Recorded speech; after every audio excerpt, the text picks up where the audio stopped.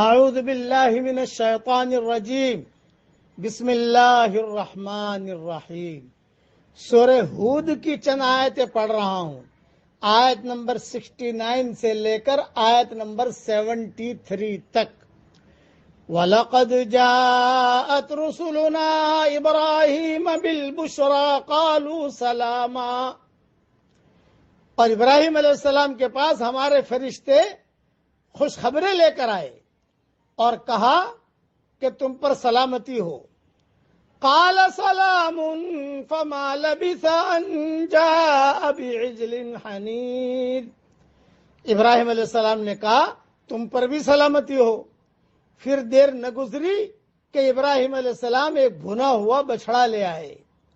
فلما رأى أيديهم لا تصل إليه نكرهم وأوجس منهم خيفة۔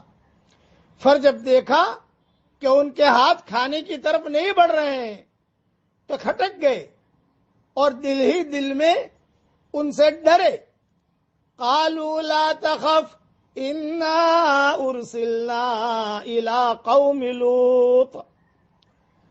تو انہوں نے کہا ڈرو نہیں، ہم تو لوط علیہ السلام کی قوم کی طرف بھیجے گئے ہیں۔ وامرأته قائمة فضحكت فبشرناها بإسحاق ومن وراء إسحاق يعقوب۔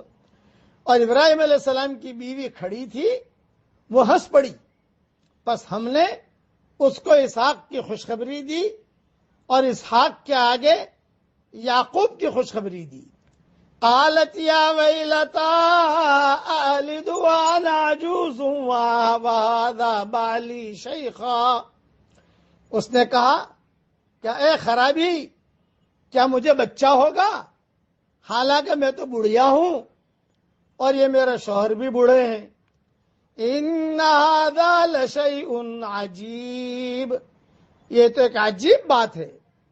قالوا اتعجبین من امر اللہ رحمت اللہ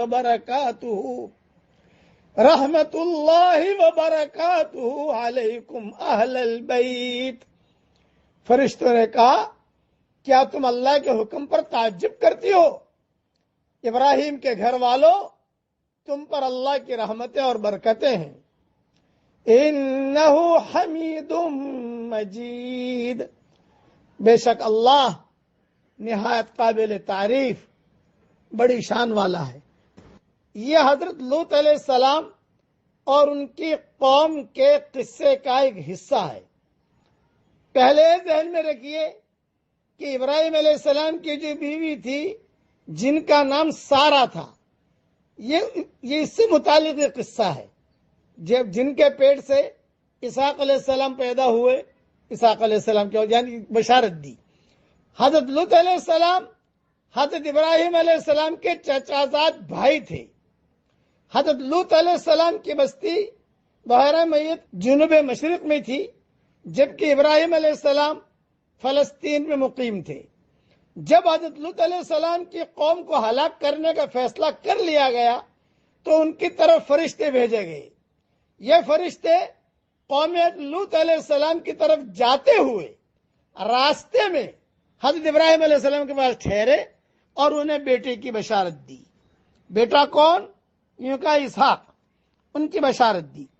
حضرت ابراہیم علیہ السلام بڑے مہمان نواز تھے، وہ یہ نہیں سمجھ پائے کہ یہ فرشتے ہیں جو انسانی صورت میں آئے ہیں اور کھانے پینے سے معذور ہیں، بلکہ انہوں نے مہمان سمجھا اور فوراً مہمانوں کی خاطر تواضع کے لیے بھنا ہوا بچڑا لا کر ان کی خدمت میں پیش کر دیا۔ نیز اس سے یہ معلوم ہوا کہ مہمان سے پوچھنے کی ضرورت نہیں، بلکہ جو موجود ہو حاضر خدمت کر دیا جائے۔ ابراہیم علیہ السلام نے جب دیکھا کہ ان کے ہاتھ کھانے کی طرف بڑھ ہی نہیں رہے تو انہیں خوف محسوس ہوا۔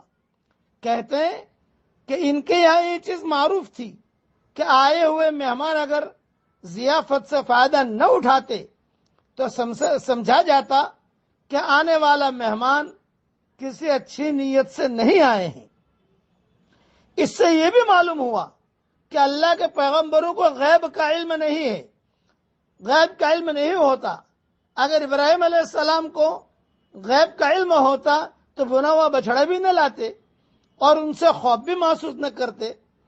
اس خوف کو فرشتوں نے محسوس کیا، یا تو ان آثار سے جو ایسے موقع پر انسان کے چہرے پر ظاہر ہوتے ہیں، یا اپنی گفتگو میں ابراہیم علیہ السلام نے اس کا اظہار فرمایا، جیسا کہ دوسرے مقام پر وضاحت ہے، ان منکم وجلون، ہمیں تو تم سے ڈر لگتا ہے.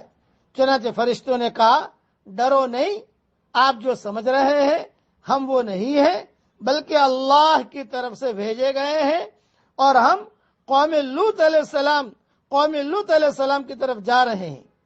اب ابراہیم علیہ السلام کی جو اہلیہ تھی حضرت سارہ، یہ ہنسی. یہ کیوں ہنسی؟ قرآن میں ہے لیکن وہ ہنسی. وامرأتہ قائمۃ فضحکت، وہ ہنسی. تو بعض کہتے ہیں کہ قوم لوط علیہ السلام کی فساد انگیزیوں سے وہ حضرت سارہ بھی واقف تھی. ان کی ہلاکت کی خبر سے انہیں بہت خوشی ہوئی، اس لیے کہ وہ سارے دھندے جانتی تھی. بعض کہتے ہیں کہ اس لیے ہنسی کہ دیکھو آسمانوں سے ان کی ہلاکت کا فیصلہ ہو چکا ہے اور یہ قوم غفلت کا شکار ہے. اور بعض کہتے ہیں کہ تقدیم و تاخیر ہے، یعنی اس ہنسنے کا تعلق اس بشارت سے ہے جو فرشتوں نے اس بوڑھے جوڑے کو دی کہ اللہ لڑکا دے گا تمہیں. اس پر ہنسی کہ میں بوڑھی ہوں، یہ بوڑھا ہے، اب کہاں سے بچہ پیدا ہوگا. یہ اہلیہ حضرت سارہ تھی جو خود بھی بوڑھی تھی، اور ان کے شوہر حضرت ابراہیم علیہ السلام بھی بوڑھے تھے. اس لیے تعجب ایک فطری امر تھا جس کا اظہار ان سے ہوا. یہ اللہ تعالیٰ کا غیبی نظام ہے، اللہ تعالیٰ جو چاہے وہ کرے. حضرت ابراہیم علیہ السلام کی عمر تقریباً 100 سال ہو چکی تھی.